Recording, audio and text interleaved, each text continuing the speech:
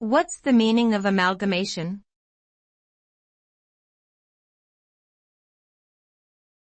Amalgamation.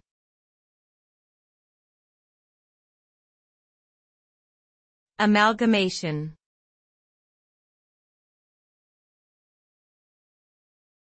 Amalgamation.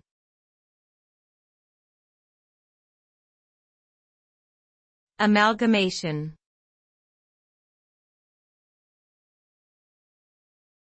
Amalgamation.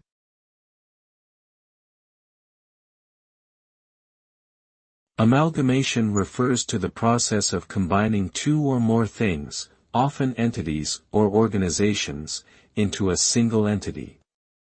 The result of an amalgamation is a new entity that is comprised of the combined resources, assets, and capabilities of the original entities.